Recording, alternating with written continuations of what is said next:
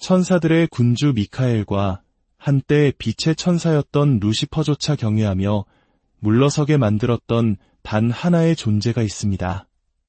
그는 전쟁을 이끌지도 신의 메시지를 전하지도 않았습니다. 그의 임무는 오직 하나, 이야기를 끝맺는 것이었습니다. 소리 없이, 예고 없이 그 어떤 저항도 허용하지 않고 말입니다. 그의 현현은 단 한 가지를 의미했습니다. 당신의 시간이 끝났다는 것을. 사람들은 그를 아즈라엘, 즉 죽음의 천사라 불렀습니다. 어떤 이들은 그가 단 한 번의 속삭임으로 영혼을 육체에서 분리할 수 있다고 믿었습니다. 또 다른 이들은 그가 나타나는 순간 영혼 스스로가 떠나야 할 때임을 직감한다고 말합니다. 그가 강림하면 하늘의 가장 위대한 천사들조차도 경외심 속에서 길을 비켜주었습니다. 본격적인 이야기에 앞서 잠시 창조주의 은총을 나누는 시간을 갖고자 합니다. 이 지식의 여정이 여러분의 마음에 평화와 지혜를 더하기를 바라신다면 구독과 좋아요를 통해 그 마음을 표현해 주십시오.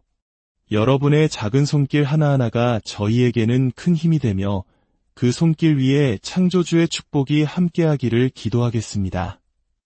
태초에 시간이 아직 헤아려지지 않고 인간이 땅 위를 걷기 전 세상에는 죽음이라는 개념이 존재하지 않았습니다. 세상은 아직 불완전했고 생명이 막 시작되려던 참이었기에 삶의 끝 또한 창조의 일부가 아니었습니다. 하지만 단 하나의 선택으로 모든 것이 바뀌었습니다. 최초의 인간 아담은 완벽한 정원, 에덴에 머물게 되었습니다. 그곳은 고통 없이 평화롭기만 한 창조주가 내린 선물이었습니다. 그러나 아담과 하와가 신의 명령을 어기고 금지된 나무의 열매를 취했을 때 그들은 세상에 새로운 것을 들여왔습니다. 바로 죄였습니다. 그리고 죄와 함께 이전에는 결코 존재하지 않았던 결과 죽음이 따라왔습니다. 그 순간부터 죽음은 모든 인류의 현실이 되었습니다. 인간은 더 이상 영원히 살 수 없게 되었습니다. 대신 태어나고 늙고 결국에는 죽음을 맞이하게 되었습니다. 죽음이 이제 세상의 일부가 되었기에 누군가는 이 인간 여정의 새로운 단계를 수행할 책임을 져야만 했습니다. 하지만 이 임무는 그 어떤 천사에게도 쉽게 주어질 수 있는 것이 아니었습니다. 하늘에는 미카엘과 같은 전사, 가브리엘과 같은 메신저, 그리고 각자의 특별한 임무를 수행하는 수많은 천사들이 있었습니다. 그러나 죽음을 가져오고 영혼을 다음 세계로 인도하는 일은 차원이 다른 문제였습니다. 그것은 용기와 순종, 그리고 누구도 원치 않을 일을 해낼 수 있는 비범한 종류의 힘, 즉 감정을 배제하는 강인함을 요구했습니다. 창조주께서는 명령을 내리셨습니다. 그는 천사들에게 땅으로 내려가 아담이 빚어질 흙을 가져오라고 명하셨습니다. 그 흙은 최초의 인간 육신, 즉 영혼을 담을 그릇을 만드는 데 사용될 것이었습니다. 대천사들이 차례로 이 임무를 위해 파견되었습니다. 어떤 기록에 따르면 미카엘이 시도했지만 대지가 울부짖으며 자신의 흙을 가져가지 말아달라고 애원하자 차마 그럴 수 없었다고 합니다. 또 다른 기록에서는 가브리엘이 대지에 다가갔다가 그 슬픔의 연민을 느껴 차마 손대지 못하고 돌아왔다고 전해집니다. 매번 천사들은 흙 없이 신에게 돌아왔습니다. 그들은 임무를 완수할 수 없었거나 차마 그러길 원치 않았던 것입니다. 그때 신께서 아즈라엘을 보내셨습니다. 당시 아즈라엘은 아직 죽음의 천사가 아니었습니다. 그는 그저 수많은 천사들 중 하나, 충실하고 순종적이며 과묵한 존재였습니다. 그러나 사명을 받은 아즈라엘은 땅으로 내려가 다른 누구도 하지 못한 일을 해냈습니다. 대지가 눈물을 흘리며 애원했음에도 불구하고 그는 묵묵히 흙을 모았습니다. 어떤 이야기에서는 아즈라엘이 대지에게 때가 되면 흙을 돌려주겠다고 약속했다고도 하고, 다른 이야기에서는 그가 아무 말도 하지 않았다고 합니다. 가장 중요했던 것은 그가 임무를 완수하고 흙을 창조주께 가져갔다는 사실이었습니다. 그리고 그 단 한 번의 행동으로 모든 것이 바뀌었습니다. 아즈라엘은 다른 천사들이 가지지 못한 무언가를 증명했습니다. 그는 가장 어려운 임무를 지체 없이, 불평 없이, 그리고 감정에 흔들리지 않고 수행할 수 있음을 보여주었습니다. 그 때문에 창조주께서는 그에게 다른 누구와도 비교할 수 없는 역할을 부여하셨습니다. 아즈라엘은 시작과 끝을 책임지는 존재가 될 것이었습니다. 그는 영혼이 창조되는 순간부터 육체에서의 마지막 순간까지 인도하고 그 너머로 이끄는 자가 될 것이었습니다. 그때부터 아즈라엘은 더 이상 평범한 천사가 아니었습니다. 그는 죽음의 천사를 의미하는 말라크 알 마우트가 되었습니다. 아즈라엘이 흙을 가져오는 데 성공한 것은 그만이 죽음의 무게를 감당할 수 있다는 신호였습니다. 다른 천사들은 그럴 마음을 품지 못했습니다. 그들이 약해서가 아니라 그 역할이 너무나도 무거웠기 때문입니다. 히브리어로 신의 도움을 의미하는 이름 아즈라엘은 이 기능과 연결되었습니다. 영혼이 이 생에서 다음 생으로 건너가는 것을 돕는 역할 말입니다. 그렇습니다. 아즈라엘은 이슬람과 유대교 전승에서 죽음의 천사로 알려져 있지만 그의 일은 단순히 생명을 끝내는 것 이상입니다. 그의 주된 책임은 정해진 죽음의 시간에 영혼을 육체에서 분리하는 것입니다. 하지만 영혼을 거두는 것은 그가 하는 일의 일부일 뿐입니다. 종교문헌과 구전 모두에서 아즈라엘은 사이코폼프, 즉 영혼을 물질 세계에서 사후 세계로 인도하는 존재로 묘사됩니다. 우리 한국 문화에서 저승사자가 망자를 인도하는 역할과 유사하지만 그 의미는 더욱 깊고 우주적입니다. 그는 단순히 육체와 영혼의 연결을 끊는 것이 아니라 그 영혼을 이생 넘어 저편에서 기다리는 무언가를 향해 이끌어줍니다. 그 여정은 평화, 보상 또는 심판으로 이어질 수 있지만 아즈라엘의 임무는 그 여정이 시작되도록 하는 것입니다. 그는 그 문을 여는 자입니다. 여러 전승에 따르면 아즈라엘은 신성한 두루마리 혹은 기록을 가지고 다닙니다. 때로는 책으로 묘사되기도 하는 이 기록에는 모든 인간의 이름이 적혀 있습니다. 사람이 태어나면 그의 이름이 이 목록에 추가되고 죽으면 그의 이름이 지워집니다. 이 두루마리는 아즈라엘이 모든 살아있는 사람들을 지속적으로 인지하고 있음을 상징합니다. 그는 감정이나 개인적인 판단에 따라 행동하지 않습니다. 그는 두루마리가 때가 되었다고 알려주는 순간을 기다릴 뿐입니다. 이는 아즈라엘의 임무가 운명과 깊이 연결되어 있음을 보여줍니다. 그는 무작위로 나타나지도 누가 언제 죽을지 선택하지도 않습니다. 그는 오직 신의 명령이 있을 때만 행동합니다. 이는 그의 본성의 중요한 부분입니다.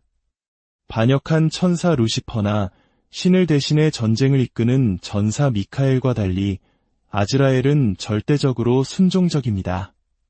그는 스스로의 의지로 행동하지 않으며 신성한 의지가 요구할 때만 활성화되는 특정 기능을 수행합니다. 그러나 독립적으로 행동하지 않음에도 불구하고 아즈라엘의 영향력은 존재하는 다른 어떤 천사와도 다릅니다. 다른 천사들이 특정 장소와 시간에 보호하고 메시지를 전달하고 싸우는 동안 아즈라엘의 임무는 지상의 모든 살아있는 존재에게 적용됩니다.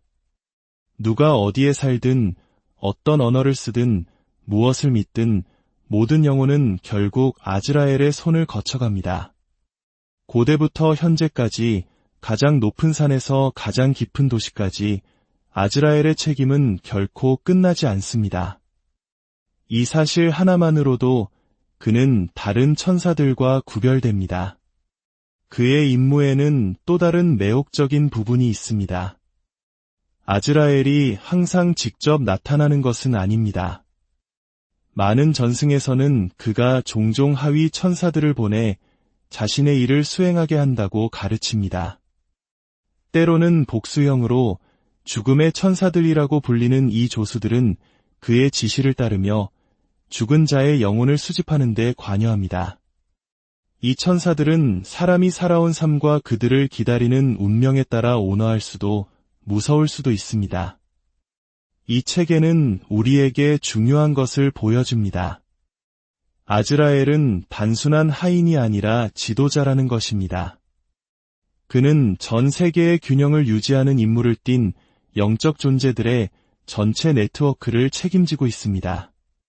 어떤 해석에 따르면 이 보조 천사들은 전쟁, 재난 또는 대규모 죽음이 발생하는 시기에 더 많은 책임을 맡아 아즈라엘의 손길이 많은 생명에 신속하게 미치도록 돕습니다.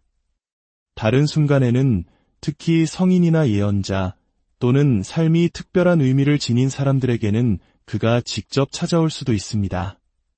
많은 이들이 그를 두려워하지만 다른 이들은 그를 존재의 필수적인 부분으로 봅니다. 아즈라엘이 없다면 끝이 없을 것입니다. 끝이 없다면 새로운 시작도 있을 수 없습니다. 그의 임무는 위대한 순환이 설계된 그대로 정확하게 계속되도록 보장하기 위해 존재할 뿐입니다. 아즈라엘은 창조의 모든 것 중에서 가장 중요한 책임 중 하나, 즉 모든 영혼을 삶에서 죽음으로 이끄는 임무를 부여받았습니다. 이러한 임무를 수행하기 위해 그는 순종 이상의 것이 필요했습니다. 그는 다른 어떤 천사도 소유하지 못한 수준의 힘이 필요했습니다. 고대 문헌들이 시사하는 바가 바로 그것입니다. 아즈라엘의 진정한 모습에 대한 묘사는 우리가 다른 천사들의 묘사에서 보는 그 어떤 것도 훨씬 뛰어넘습니다. 다양한 이슬람 자료에 따르면 아즈라엘의 외모는 너무나 광대하고 압도적이어서 인간의 형태로 비교조차 할 수 없습니다. 그는 4개의 얼굴을 가지고 있다고 전해지는데 각 얼굴은 그가 동서남북 다른 방향을 볼 수 있게 해줍니다. 이 세부 사항은 아즈라엘이 항상 세계의 모든 곳에서 일어나는 일을 지켜보고 인지하고 있음을 보여줍니다. 하지만 그의 얼굴은 시작에 불과합니다. 아즈라엘은 또한 4000개의 날개를 가지고 있다고 묘사됩니다. 이것은 그림이나 이야기에서 천사들이 깃털 달린 빛나는 인간으로 나타나는 것과 같은 날개가 아닙니다. 그의 날개는 여러 영역에 걸쳐 뻗어 있다고 합니다. 일부는 평화, 자비, 그리고 의로운 영혼을 호위하는 것과 관련된 은총의 날개입니다. 다른 것들은 그 외모와 기능이 끔찍한 형벌의 날개입니다. 이 날개들은 쇠막대, 날카로운 갈고리, 그리고 베고 찢기 위한 무거운 가위로 만들어졌다고 합니다. 이 날개들은 죄로 물든 영혼들을 위해 준비되어 있으며 평화보다는 두려움을 가져오는 죽음의 다른 면을 반영합니다. 그리고 그의 크기가 있습니다. 일부 이슬람 학자들은 아즈라엘이 7만 개의 발 또는 팔다리를 가지고 있다고 묘사했습니다. 각각은 수많은 영혼과 동시에 상호작용할 수 있는 그의 능력과 연결된 목적을 수행한다고 합니다. 이 숫자들은 한 존재가 어떻게 모든 국가, 모든 민족, 모든 사람에 걸쳐 자신의 임무를 수행할 수 있는지를 설명하는 데 사용됩니다. 그의 모습은 인간의 마음이 상상할 수 있는 것을 초월하며 그의 일이 지구 전체에 걸쳐 있기 때문에 그래야만 합니다. 그러나 아마도 가장 놀랍고 오싹한 세부 사항은 이것일 것입니다. 아즈라엘의 몸은 전체가 눈과 혀로 덮여 있다고 합니다. 각각의 눈과 혀는 지상에 살아있는 영혼 하나하나와 연결되어 있습니다. 즉, 아즈라엘의 바로 그 형태가 특정 순간의 세계 인구를 반영한다는 것입니다. 그의 눈은 모든 개인을 봅니다. 그의 혀는 각 생명의 목소리 또는 존재를 나타냅니다. 그리고 여기서 정말로 불안해지는 부분이 있습니다. 한 사람이 죽으면 그 눈이나 혀 중 하나가 사라집니다. 그것이 대표하던 생명이 끝났음을 보여주며 그의 몸에서 소멸하는 것입니다. 많은 전승에서 아즈라엘의 외모는 고정되어 있지 않습니다. 그것은 지구상에 살아있는 존재의 수에 따라 끊임없이 변화합니다. 그의 몸은 인간 존재 자체와 동기화되어 있습니다. 어떤 설화에서는 아즈라엘이 신성한 힘과 권위를 상징하는 무기인 불타는 채찍을 들고 있다고 합니다. 이것은 다른 영적 존재들을 지휘하고 신의 뜻을 집행하는 데 사용됩니다. 또 다른 강력한 이미지는 아즈라엘에게 온 지구가 그의 손에 든 그릇만큼 작게 보인다는 보고에서 나옵니다. 일부 학자들은 그것이 접시나 작은 그릇보다 크지 않다고 묘사했습니다. 이는 그가 어떤 위치에도 즉시 도달할 수 있음을 의미합니다. 거리, 국경, 시간은 그에게 아무 의미가 없습니다. 여기서의 개념은 분명합니다. 아즈라엘은 여행하지 않습니다. 그는 찾지 않습니다. 그는 이미 모든 사람이 어디에 있는지 알고 있으며 노력 없이도 그들에게 도달할 수 있습니다. 그의 힘의 규모를 이해하기에 이것으로 충분하지 않다면 일부 기록은 훨씬 더 나아갑니다. 이슬람 신학에는 왕좌를 지는 자들로 알려진 천사 그룹이 있습니다. 이들은 창조에서 가장 크고 가장 강력한 천사들이라고 합니다. 그들의 유일한 역할은 신의 왕좌를 지지하는 것이며 그들의 크기는 거의 우주적인 용어로 묘사됩니다. 그러나 일부 학자들에 따르면 이 천사들조차도 아즈라엘보다 작습니다. 이 세부 사항은 우리에게 중요한 단서를 줍니다. 아즈라엘이 잔인해서 무서운 것이 아닙니다. 그의 존재 자체가 무엇인지 때문에 무서운 것입니다. 이것이 우리가 미카엘이나 루시퍼 같은 존재들조차의 그를 두려워했는지 이해하기 시작하는 지점입니다. 아즈라엘이 그들에게 적대적이어서가 아니라 그가 그들을 초월한 존재였기 때문입니다. 다른 천사들과 달리 아즈라엘은 모든 사람에게 똑같이 나타나지 않습니다. 그의 모습은 사람이 살아온 삶과 마지막 순간의 영혼 상태에 따라 변합니다. 이는 마치 인과응보라는 동양의 지혜와도 깊이 맞닿아 있습니다. 아즈라엘의 역할은 영혼 그 자체, 그 순수성, 후회, 그리고 준비 상태와 연결되어 있습니다. 그가 어떻게 나타나는지는 그를 보는 사람에 달려 있습니다. 의로운 삶을 산 사람들, 즉 성인, 예언자, 그리고 깊이 신실한 사람들은 아즈라엘을 평화의 형상으로 봅니다. 그들에게 그는 어둡거나 무섭게 나타나지 않습니다. 대신 그는 종종 아름답고 차분하며 심지어 빛으로 빛나는 온화한 모습으로 옵니다. 이런 순간에 아즈라엘의 존재는 위안을 가져다 줍니다. 그는 영혼이 무슨 일이 일어나고 있는지 이해할 시간을 주고 조심스럽게 호위합니다. 하지만 모든 영혼이 이런 식으로 맞이하는 것은 아닙니다. 마음의 잔인함, 부정직 또는 반역을 품고 살았던 사람들에게 아즈라엘은 다른 모습으로 나타납니다. 이런 경우 그는 평화가 아닌 압도적인 힘으로 옵니다. 그의 외모는 영혼이 가장 두려워하는 것에 반영이 됩니다. 그의 존재는 무겁고 차갑고 끔찍하게 묘사됩니다. 어떤 전승에서는 죄인들이 영혼이 부드럽게 들려 올라가는 대신 찢겨나가는 것을 느낀다고 합니다. 이 마지막 순간에는 위안이 없으며 오직 두려움, 후회, 그리고 고통만이 있을 뿐입니다.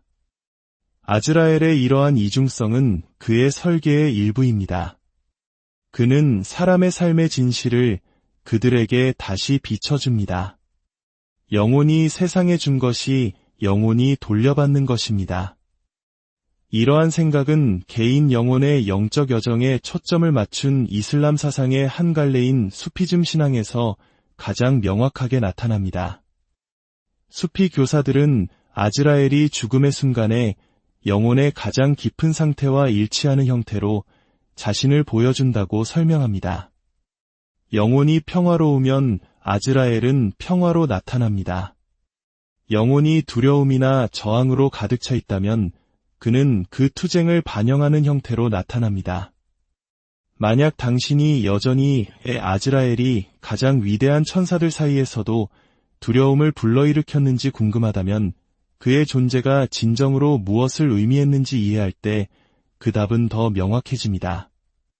그가 나타날 때마다 무언가가 끝났습니다. 이것은 인간에게만 적용되는 것이 아니었습니다. 그것은 천사들에게도 마찬가지였습니다. 고대의 전설들은 모든 천사들 사이에 깊고 본능적인 두려움이 있었다고 묘사합니다. 아즈라엘이 두려운 이유는 그가 잔인해서가 아닙니다. 그의 존재 자체가 바로 거스를 수 없는 우주의 법칙이자 신의 절대적인 의지 그 자체이기 때문입니다. 오늘 이 이야기가 죽음에 대한 막연한 두려움을 넘어 삶의 유한함과 그 안에서 우리가 어떤 발자취를 남겨야 하는지에 대한 깊은 성찰의 계기가 되었기를 바랍니다. 여러분의 모든 날에 창조주의 평화와 은총, 천사들의 군주 미카엘과 한때 빛의 천사였던 루시퍼조차 경외하며 물러서게 만들었던 단 하나의 존재가 있습니다. 그는 전쟁을 이끌지도 신의 메시지를 전하지도 않았습니다. 그의 임무는 오직 하나, 이야기를 끝맺는 것이었습니다. 소리 없이, 예고 없이 그 어떤 저항도 허용하지 않고 말입니다. 그의 현현은 단 한 가지를 의미했습니다. 당신의 시간이 끝났다는 것을. 사람들은 그를 아즈라엘, 즉 죽음의 천사라 불렀습니다. 어떤 이들은 그가 단 한 번의 속삭임으로 영혼을 육체에서 분리할 수 있다고 믿었습니다. 또 다른 이들은 그가 나타나는 순간 영혼 스스로가 떠나야 할 때임을 직감한다고 말합니다. 그가 강림하면 하늘의 가장 위대한 천사들조차도 경외심 속에서 길을 비켜주었습니다. 본격적인 이야기에 앞서 잠시 창조주의 은총을 나누는 시간을 갖고자 합니다. 이 지식의 여정이 여러분의 마음에 평화와 지혜를 더하기를 바라신다면 구독과 좋아요를 통해 그 마음을 표현해 주십시오. 여러분의 작은 손길 하나하나가 저희에게는 큰 힘이 되며 그 손길 위에 창조주의 축복이 함께하기를 기도하겠습니다. 태초에 시간이 아직 헤아려지지 않고 인간이 땅 위를 걷기 전 세상에는 죽음이라는 개념이 존재하지 않았습니다. 세상은 아직 불완전했고 생명이 막 시작되려던 참이었기에 삶의 끝 또한 창조의 일부가 아니었습니다. 하지만 단 하나의 선택으로 모든 것이 바뀌었습니다. 최초의 인간 아담은 완벽한 정원, 에덴에 머물게 되었습니다. 그곳은 고통 없이 평화롭기만 한 창조주가 내린 선물이었습니다. 그러나 아담과 하와가 신의 명령을 어기고 금지된 나무의 열매를 취했을 때 그들은 세상에 새로운 것을 들여왔습니다. 바로 죄였습니다. 그리고 죄와 함께 이전에는 결코 존재하지 않았던 결과 죽음이 따라왔습니다. 그 순간부터 죽음은 모든 인류의 현실이 되었습니다. 인간은 더 이상 영원히 살 수 없게 되었습니다.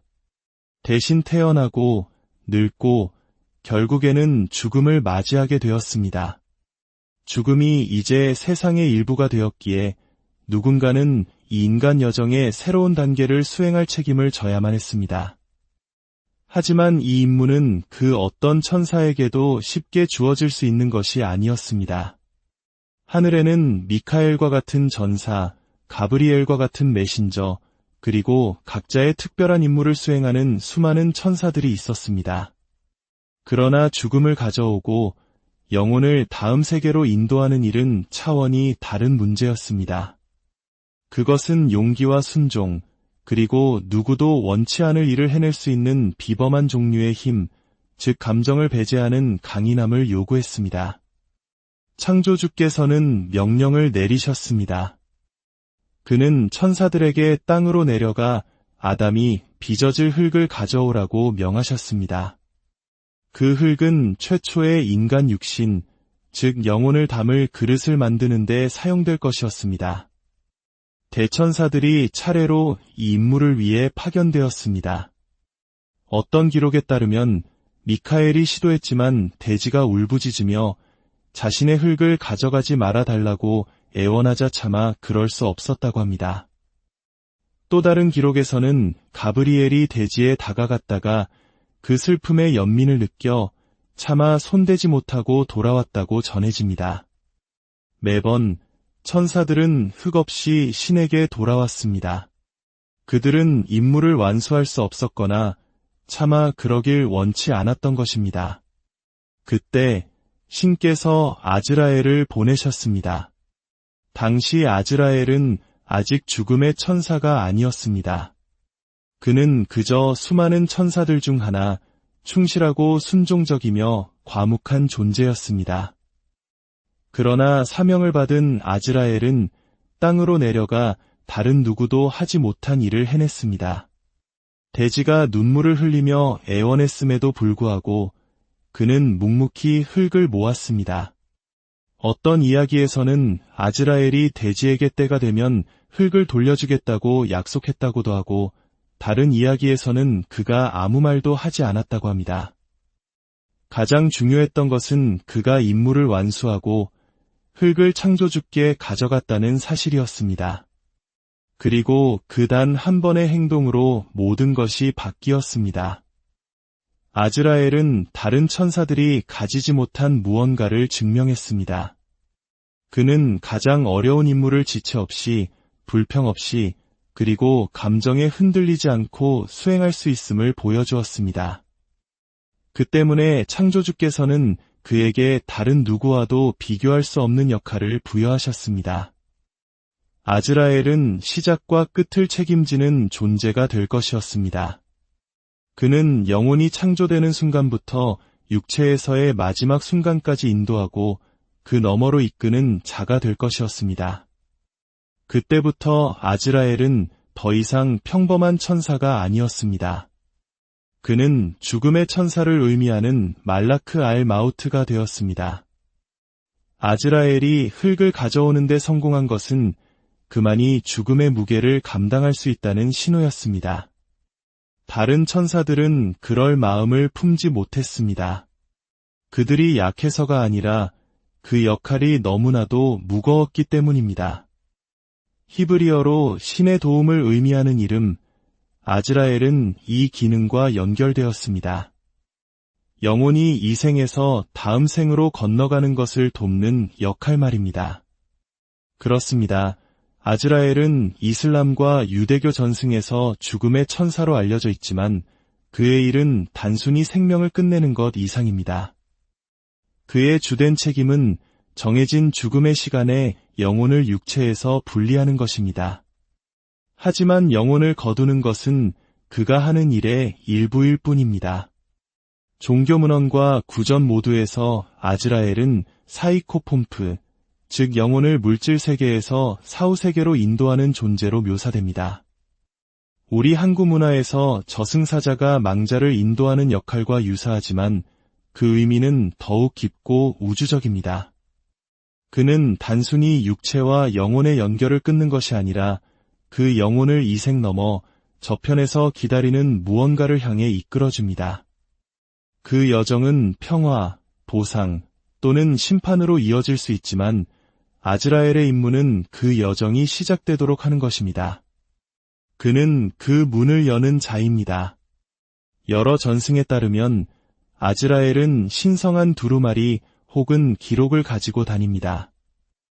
때로는 책으로 묘사되기도 하는 이 기록에는 모든 인간의 이름이 적혀 있습니다. 사람이 태어나면 그의 이름이 이 목록에 추가되고 죽으면 그의 이름이 지워집니다. 이 두루마리는 아즈라엘이 모든 살아있는 사람들을 지속적으로 인지하고 있음을 상징합니다.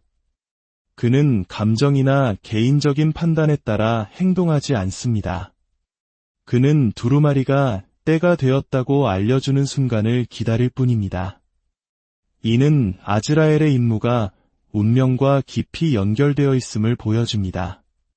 그는 무작위로 나타나지도 누가 언제 죽을지 선택하지도 않습니다. 그는 오직 신의 명령이 있을 때만 행동합니다. 이는 그의 본성의 중요한 부분입니다.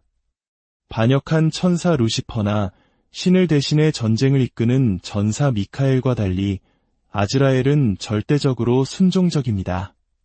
그는 스스로의 의지로 행동하지 않으며 신성한 의지가 요구할 때만 활성화되는 특정 기능을 수행합니다.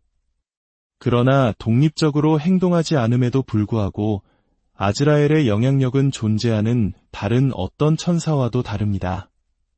다른 천사들이 특정 장소와 시간에 보호하고 메시지를 전달하고 싸우는 동안 아즈라엘의 임무는 지상의 모든 살아있는 존재에게 적용됩니다. 누가 어디에 살든 어떤 언어를 쓰든 무엇을 믿든 모든 영혼은 결국 아즈라엘의 손을 거쳐갑니다. 고대부터 현재까지 가장 높은 산에서 가장 깊은 도시까지 아즈라엘의 책임은 결코 끝나지 않습니다. 이 사실 하나만으로도 그는 다른 천사들과 구별됩니다. 그의 임무에는 또 다른 매혹적인 부분이 있습니다. 아즈라엘이 항상 직접 나타나는 것은 아닙니다. 많은 전승에서는 그가 종종 하위 천사들을 보내 자신의 일을 수행하게 한다고 가르칩니다. 때로는 복수형으로 죽음의 천사들이라고 불리는 이 조수들은 그의 지시를 따르며 죽은 자의 영혼을 수집하는 데 관여합니다. 이 천사들은 사람이 살아온 삶과 그들을 기다리는 운명에 따라 온화할 수도 무서울 수도 있습니다. 이 책에는 우리에게 중요한 것을 보여줍니다. 아즈라엘은 단순한 하인이 아니라 지도자라는 것입니다. 그는 전 세계의 균형을 유지하는 임무를 띤 영적 존재들의 전체 네트워크를 책임지고 있습니다. 어떤 해석에 따르면 이 보조 천사들은 전쟁, 재난 또는 대규모 죽음이 발생하는 시기에 더 많은 책임을 맡아 아즈라엘의 손길이 많은 생명에 신속하게 미치도록 돕습니다. 다른 순간에는 특히 성인이나 예언자 또는 삶이 특별한 의미를 지닌 사람들에게는 그가 직접 찾아올 수도 있습니다. 많은 이들이 그를 두려워하지만 다른 이들은 그를 존재의 필수적인 부분으로 봅니다. 아즈라엘이 없다면 끝이 없을 것입니다. 끝이 없다면 새로운 시작도 있을 수 없습니다. 그의 임무는 위대한 순환이 설계된 그대로 정확하게 계속되도록 보장하기 위해 존재할 뿐입니다. 아즈라엘은 창조의 모든 것 중에서 가장 중요한 책임 중 하나, 즉 모든 영혼을 삶에서 죽음으로 이끄는 임무를 부여받았습니다. 이러한 임무를 수행하기 위해 그는 순종 이상의 것이 필요했습니다. 그는 다른 어떤 천사도 소유하지 못한 수준의 힘이 필요했습니다. 고대 문헌들이 시사하는 바가 바로 그것입니다. 아즈라엘의 진정한 모습에 대한 묘사는 우리가 다른 천사들의 묘사에서 보는 그 어떤 것도 훨씬 뛰어넘습니다. 다양한 이슬람 자료에 따르면 아즈라엘의 외모는 너무나 광대하고 압도적이어서 인간의 형태로 비교조차 할 수 없습니다. 그는 4개의 얼굴을 가지고 있다고 전해지는데 각 얼굴은 그가 동서남북 다른 방향을 볼 수 있게 해줍니다. 이 세부사항은 아즈라엘이 항상 세계의 모든 곳에서 일어나는 일을 지켜보고 인지하고 있음을 보여줍니다. 하지만 그의 얼굴은 시작에 불과합니다. 아즈라엘은 또한 4000개의 날개를 가지고 있다고 묘사됩니다. 이것은 그림이나 이야기에서 천사들이 깃털 달린 빛나는 인간으로 나타나는 것과 같은 날개가 아닙니다. 그의 날개는 여러 영역에 걸쳐 뻗어 있다고 합니다. 일부는 평화, 자비, 그리고 의로운 영혼을 호위하는 것과 관련된 은총의 날개입니다. 다른 것들은 그 외모와 기능이 끔찍한 형벌의 날개입니다. 이 날개들은 쇠막대, 날카로운 갈고리, 그리고 베고 찢기 위한 무거운 가위로 만들어졌다고 합니다. 이 날개들은 죄로 물든 영혼들을 위해 준비되어 있으며 평화보다는 두려움을 가져오는 죽음의 다른 면을 반영합니다. 그리고 그의 크기가 있습니다. 일부 이슬람 학자들은 아즈라엘이 7만 개의 발 또는 팔다리를 가지고 있다고 묘사했습니다. 각각은 수많은 영혼과 동시에 상호작용할 수 있는 그의 능력과 연결된 목적을 수행한다고 합니다. 이 숫자들은 한 존재가 어떻게 모든 국가, 모든 민족, 모든 사람에 걸쳐 자신의 임무를 수행할 수 있는지를 설명하는 데 사용됩니다. 그의 모습은 인간의 마음이 상상할 수 있는 것을 초월하며 그의 일이 지구 전체에 걸쳐 있기 때문에 그래야만 합니다. 그러나 아마도 가장 놀랍고 오싹한 세부 사항은 이것일 것입니다. 아즈라엘의 몸은 전체가 눈과 혀로 덮여 있다고 합니다. 각각의 눈과 혀는 지상에 살아있는 영혼 하나하나와 연결되어 있습니다. 즉, 아즈라엘의 바로 그 형태가 특정 순간의 세계 인구를 반영한다는 것입니다. 그의 눈은 모든 개인을 봅니다. 그의 혀는 각 생명의 목소리 또는 존재를 나타냅니다. 그리고 여기서 정말로 불안해지는 부분이 있습니다. 한 사람이 죽으면 그 눈이나 혀 중 하나가 사라집니다. 그것이 대표하던 생명이 끝났음을 보여주며 그의 몸에서 소멸하는 것입니다. 많은 전승에서 아즈라엘의 외모는 고정되어 있지 않습니다. 그것은 지구상에 살아있는 존재의 수에 따라 끊임없이 변화합니다. 그의 몸은 인간 존재 자체와 동기화되어 있습니다. 어떤 설화에서는 아즈라엘이 신성한 힘과 권위를 상징하는 무기인 불타는 채찍을 들고 있다고 합니다. 이것은 다른 영적 존재들을 지휘하고 신의 뜻을 집행하는 데 사용됩니다. 또 다른 강력한 이미지는 아즈라엘에게 온 지구가 그의 손에 든 그릇만큼 작게 보인다는 보고에서 나옵니다. 일부 학자들은 그것이 접시나 작은 그릇보다 크지 않다고 묘사했습니다. 이는 그가 어떤 위치에도 즉시 도달할 수 있음을 의미합니다. 거리, 국경, 시간은 그에게 아무 의미가 없습니다. 여기서의 개념은 분명합니다. 아즈라엘은 여행하지 않습니다. 그는 찾지 않습니다. 그는 이미 모든 사람이 어디에 있는지 알고 있으며 노력 없이도 그들에게 도달할 수 있습니다. 그의 힘의 규모를 이해하기에 이것으로 충분하지 않다면 일부 기록은 훨씬 더 나아갑니다. 이슬람 신학에는 왕좌를 지는 자들로 알려진 천사 그룹이 있습니다. 이들은 창조에서 가장 크고 가장 강력한 천사들이라고 합니다. 그들의 유일한 역할은 신의 왕좌를 지지하는 것이며 그들의 크기는 거의 우주적인 용어로 묘사됩니다. 그러나 일부 학자들에 따르면 이 천사들조차도 아즈라엘보다 작습니다. 이 세부 사항은 우리에게 중요한 단서를 줍니다. 아즈라엘이 잔인해서 무서운 것이 아닙니다. 그의 존재 자체가 무엇인지 때문에 무서운 것입니다. 이것이 우리가 미카엘이나 루시퍼 같은 존재들조차의 그를 두려워했는지 이해하기 시작하는 지점입니다. 아즈라엘이 그들에게 적대적이어서가 아니라 그가 그들을 초월한 존재였기 때문입니다. 다른 천사들과 달리 아즈라엘은 모든 사람에게 똑같이 나타나지 않습니다. 그의 모습은 사람이 살아온 삶과 마지막 순간의 영혼 상태에 따라 변합니다. 이는 마치 인과응보라는 동양의 지혜와도 깊이 맞닿아 있습니다. 아즈라엘의 역할은 영혼 그 자체, 그 순수성, 후회, 그리고 준비 상태와 연결되어 있습니다. 그가 어떻게 나타나는지는 그를 보는 사람에 달려 있습니다.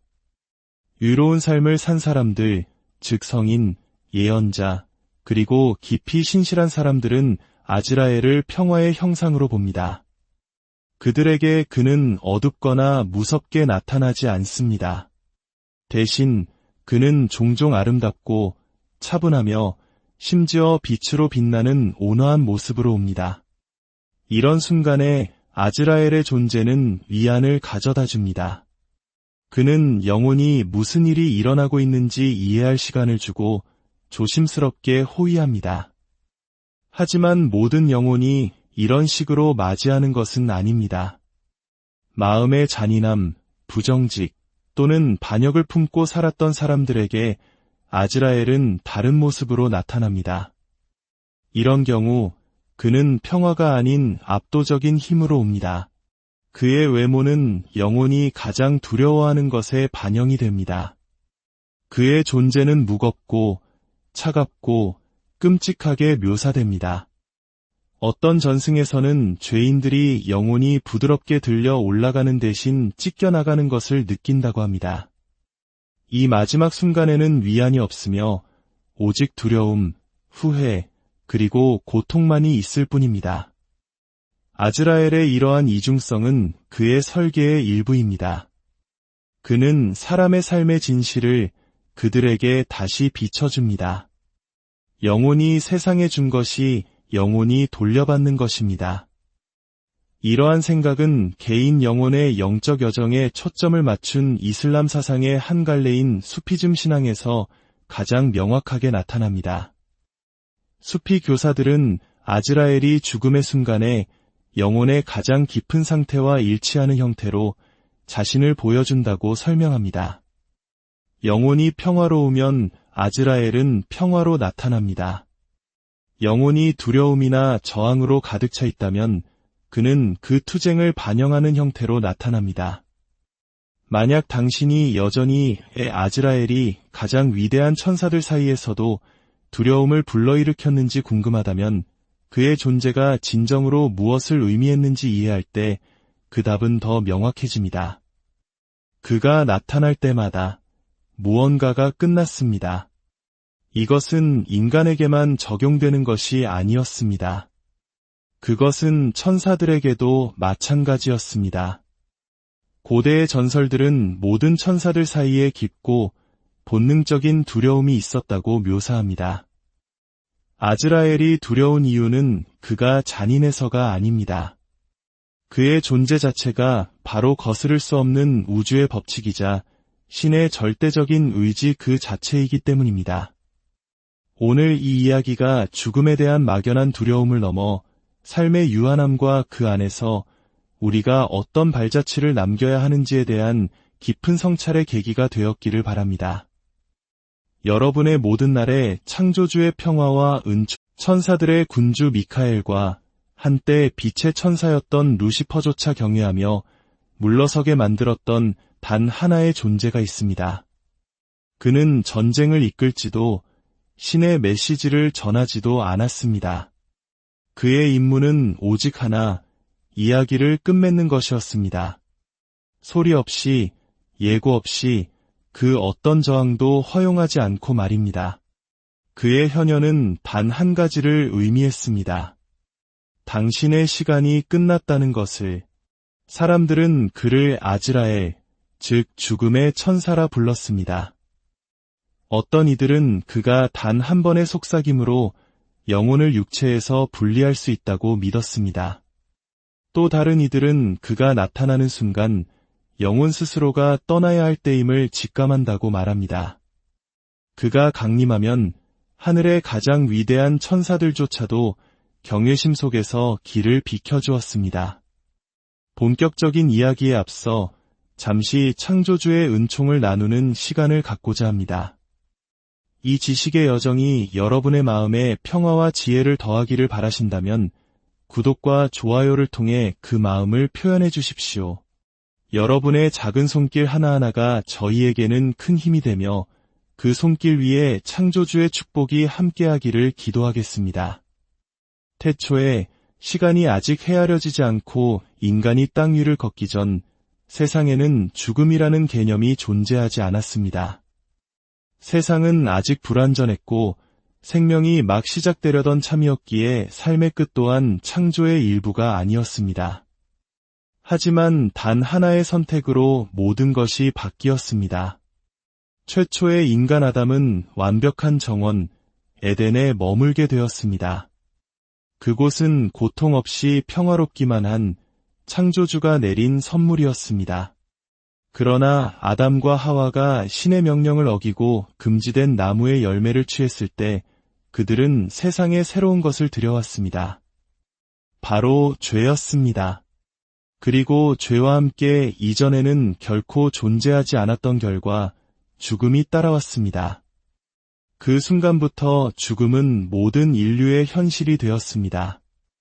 인간은 더 이상 영원히 살 수 없게 되었습니다. 대신 태어나고 늙고 결국에는 죽음을 맞이하게 되었습니다. 죽음이 이제 세상의 일부가 되었기에 누군가는 이 인간 여정의 새로운 단계를 수행할 책임을 져야만 했습니다. 하지만 이 임무는 그 어떤 천사에게도 쉽게 주어질 수 있는 것이 아니었습니다. 하늘에는 미카엘과 같은 전사, 가브리엘과 같은 메신저, 그리고 각자의 특별한 임무를 수행하는 수많은 천사들이 있었습니다. 그러나 죽음을 가져오고 영혼을 다음 세계로 인도하는 일은 차원이 다른 문제였습니다. 그것은 용기와 순종, 그리고 누구도 원치 않을 일을 해낼 수 있는 비범한 종류의 힘, 즉 감정을 배제하는 강인함을 요구했습니다. 창조주께서는 명령을 내리셨습니다. 그는 천사들에게 땅으로 내려가 아담이 빚어질 흙을 가져오라고 명하셨습니다. 그 흙은 최초의 인간 육신, 즉 영혼을 담을 그릇을 만드는 데 사용될 것이었습니다. 대천사들이 차례로 이 임무를 위해 파견되었습니다.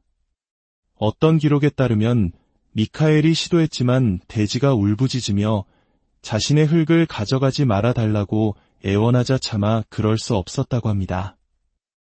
또 다른 기록에서는 가브리엘이 대지에 다가갔다가 그 슬픔의 연민을 느껴 차마 손대지 못하고 돌아왔다고 전해집니다.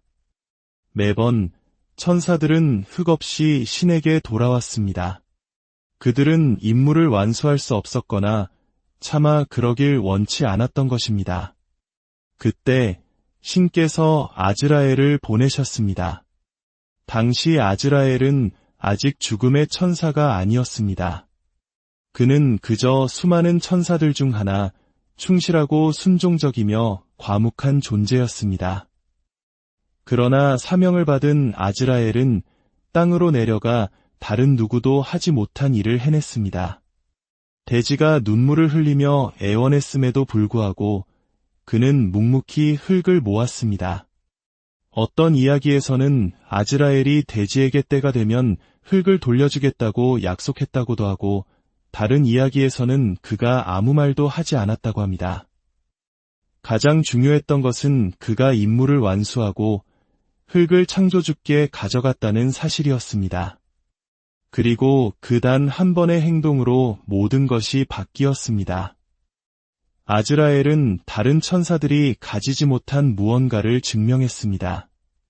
그는 가장 어려운 임무를 지체 없이, 불평 없이, 그리고 감정에 흔들리지 않고 수행할 수 있음을 보여주었습니다.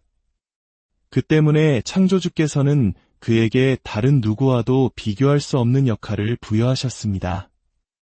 아즈라엘은 시작과 끝을 책임지는 존재가 될 것이었습니다. 그는 영혼이 창조되는 순간부터 육체에서의 마지막 순간까지 인도하고 그 너머로 이끄는 자가 될 것이었습니다. 그때부터 아즈라엘은 더 이상 평범한 천사가 아니었습니다. 그는 죽음의 천사를 의미하는 말라크 알 마우트가 되었습니다. 아즈라엘이 흙을 가져오는 데 성공한 것은 그만이 죽음의 무게를 감당할 수 있다는 신호였습니다. 다른 천사들은 그럴 마음을 품지 못했습니다. 그들이 약해서가 아니라 그 역할이 너무나도 무거웠기 때문입니다. 히브리어로 신의 도움을 의미하는 이름 아즈라엘은 이 기능과 연결되었습니다.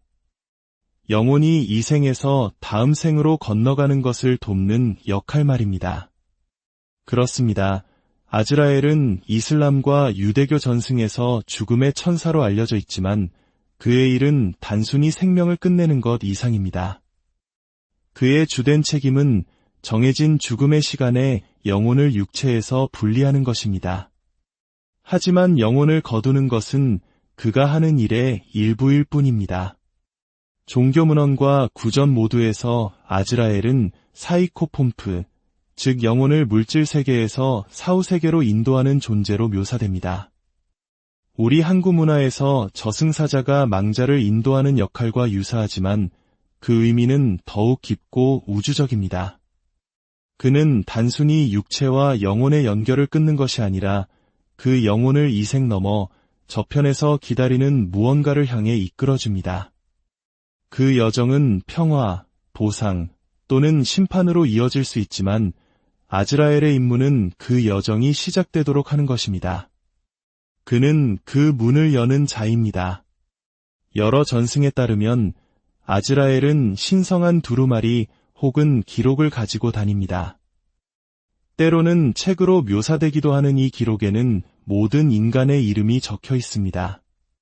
사람이 태어나면 그의 이름이 이 목록에 추가되고 죽으면 그의 이름이 지워집니다. 이 두루마리는 아즈라엘이 모든 살아있는 사람들을 지속적으로 인지하고 있음을 상징합니다. 그는 감정이나 개인적인 판단에 따라 행동하지 않습니다. 그는 두루마리가 때가 되었다고 알려주는 순간을 기다릴 뿐입니다. 이는 아즈라엘의 임무가 운명과 깊이 연결되어 있음을 보여줍니다. 그는 무작위로 나타나지도 누가 언제 죽을지 선택하지도 않습니다. 그는 오직 신의 명령이 있을 때만 행동합니다. 이는 그의 본성의 중요한 부분입니다. 반역한 천사 루시퍼나 신을 대신해 전쟁을 이끄는 전사 미카엘과 달리 아즈라엘은 절대적으로 순종적입니다. 그는 스스로의 의지로 행동하지 않으며 신성한 의지가 요구할 때만 활성화되는 특정 기능을 수행합니다. 그러나 독립적으로 행동하지 않음에도 불구하고 아즈라엘의 영향력은 존재하는 다른 어떤 천사와도 다릅니다. 다른 천사들이 특정 장소와 시간에 보호하고 메시지를 전달하고 싸우는 동안 아즈라엘의 임무는 지상의 모든 살아있는 존재에게 적용됩니다. 누가 어디에 살든 어떤 언어를 쓰든 무엇을 믿든 모든 영혼은 결국 아즈라엘의 손을 거쳐갑니다. 고대부터 현재까지 가장 높은 산에서 가장 깊은 도시까지 아즈라엘의 책임은 결코 끝나지 않습니다. 이 사실 하나만으로도 그는 다른 천사들과 구별됩니다. 그의 임무에는 또 다른 매혹적인 부분이 있습니다. 아즈라엘이 항상 직접 나타나는 것은 아닙니다. 많은 전승에서는 그가 종종 하위 천사들을 보내 자신의 일을 수행하게 한다고 가르칩니다. 때로는 복수형으로 죽음의 천사들이라고 불리는 이 조수들은 그의 지시를 따르며 죽은 자의 영혼을 수집하는 데 관여합니다. 이 천사들은 사람이 살아온 삶과 그들을 기다리는 운명에 따라 온화할 수도 무서울 수도 있습니다. 이 책에는 우리에게 중요한 것을 보여줍니다. 아즈라엘은 단순한 하인이 아니라 지도자라는 것입니다. 그는 전 세계의 균형을 유지하는 임무를 띤 영적 존재들의 전체 네트워크를 책임지고 있습니다. 어떤 해석에 따르면 이 보조 천사들은 전쟁, 재난 또는 대규모 죽음이 발생하는 시기에 더 많은 책임을 맡아 아즈라엘의 손길이 많은 생명에 신속하게 미치도록 돕습니다. 다른 순간에는 특히 성인이나 예언자 또는 삶이 특별한 의미를 지닌 사람들에게는 그가 직접 찾아올 수도 있습니다. 많은 이들이 그를 두려워하지만 다른 이들은 그를 존재의 필수적인 부분으로 봅니다. 아즈라엘이 없다면 끝이 없을 것입니다. 끝이 없다면 새로운 시작도 있을 수 없습니다. 그의 임무는 위대한 순환이 설계된 그대로 정확하게 계속되도록 보장하기 위해 존재할 뿐입니다. 아즈라엘은 창조의 모든 것 중에서 가장 중요한 책임 중 하나, 즉 모든 영혼을 삶에서 죽음으로 이끄는 임무를 부여받았습니다. 이러한 임무를 수행하기 위해 그는 순종 이상의 것이 필요했습니다. 그는 다른 어떤 천사도 소유하지 못한 수준의 힘이 필요했습니다. 고대 문헌들이 시사하는 바가 바로 그것입니다. 아즈라엘의 진정한 모습에 대한 묘사는 우리가 다른 천사들의 묘사에서 보는 그 어떤 것도 훨씬 뛰어넘습니다. 다양한 이슬람 자료에 따르면 아즈라엘의 외모는 너무나 광대하고 압도적이어서 인간의 형태로 비교조차 할 수 없습니다. 그는 4개의 얼굴을 가지고 있다고 전해지는데 각 얼굴은 그가 동서남북 다른 방향을 볼 수 있게 해줍니다. 이 세부 사항은 아즈라엘이 항상 세계의 모든 곳에서 일어나는 일을 지켜보고 인지하고 있음을 보여줍니다. 하지만 그의 얼굴은 시작에 불과합니다. 아즈라엘은 또한 4,000개의 날개를 가지고 있다고 묘사됩니다. 이것은 그림이나 이야기에서 천사들이 깃털 달린 빛나는 인간으로 나타나는 것과 같은 날개가 아닙니다. 그의 날개는 여러 영역에 걸쳐 뻗어 있다고 합니다. 일부는 평화, 자비, 그리고 의로운 영혼을 호위하는 것과 관련된 은총의 날개입니다. 다른 것들은 그 외모와 기능이 끔찍한 형벌의 날개입니다. 이 날개들은 쇠막대, 날카로운 갈고리, 그리고 베고 찢기 위한 무거운 가위로 만들어졌다고 합니다. 이 날개들은 죄로 물든 영혼들을 위해 준비되어 있으며 평화보다는 두려움을 가져오는 죽음의 다른 면을 반영합니다. 그리고 그의 크기가 있습니다. 일부 이슬람 학자들은 아즈라엘이 7만 개의 발 또는 팔다리를 가지고 있다고 묘사했습니다. 각각은 수많은 영혼과 동시에 상호작용할 수 있는 그의 능력과 연결된 목적을 수행한다고 합니다. 이 숫자들은 한 존재가 어떻게 모든 국가, 모든 민족, 모든 사람에 걸쳐 자신의 임무를 수행할 수 있는지를 설명하는 데 사용됩니다. 그의 모습은 인간의 마음이 상상할 수 있는 것을 초월하며 그의 일이 지구 전체에 걸쳐 있기 때문에 그래야만 합니다. 그러나 아마도 가장 놀랍고 오싹한 세부 사항은 이것일 것입니다. 아즈라엘의 몸은 전체가 눈과 혀로 덮여 있다고 합니다. 각각의 눈과 혀는 지상에 살아있는 영혼 하나하나와 연결되어 있습니다. 즉, 아즈라엘의 바로 그 형태가 특정 순간의 세계 인구를 반영한다는 것입니다. 그의 눈은 모든 개인을 봅니다. 그의 혀는 각 생명의 목소리 또는 존재를 나타냅니다. 그리고 여기서 정말로 불안해지는 부분이 있습니다. 한 사람이 죽으면 그 눈이나 혀 중 하나가 사라집니다. 그것이 대표하던 생명이 끝났음을 보여주며 그의 몸에서 소멸하는 것입니다. 많은 전승에서 아즈라엘의 외모는 고정되어 있지 않습니다. 그것은 지구상에 살아있는 존재의 수에 따라 끊임없이 변화합니다. 그의 몸은 인간 존재 자체와 동기화되어 있습니다. 어떤 설화에서는 아즈라엘이 신성한 힘과 권위를 상징하는 무기인 불타는 채찍을 들고 있다고 합니다. 이것은 다른 영적 존재들을 지휘하고 신의 뜻을 집행하는 데 사용됩니다. 또 다른 강력한 이미지는 아즈라엘에게 온 지구가 그의 손에 든 그릇만큼 작게 보인다는 보고에서 나옵니다. 일부 학자들은 그것이 접시나 작은 그릇보다 크지 않다고 묘사했습니다. 이는 그가 어떤 위치에도 즉시 도달할 수 있음을 의미합니다. 거리, 국경, 시간은 그에게 아무 의미가 없습니다. 여기서의 개념은 분명합니다. 아즈라엘은 여행하지 않습니다. 그는 찾지 않습니다. 그는 이미 모든 사람이 어디에 있는지 알고 있으며 노력 없이도 그들에게 도달할 수 있습니다. 그의 힘의 규모를 이해하기에 이것으로 충분하지 않다면 일부 기록은 훨씬 더 나아갑니다. 이슬람 신학에는 왕좌를 지는 자들로 알려진 천사 그룹이 있습니다. 이들은 창조에서 가장 크고 가장 강력한 천사들이라고 합니다. 그들의 유일한 역할은 신의 왕좌를 지지하는 것이며 그들의 크기는 거의 우주적인 용어로 묘사됩니다.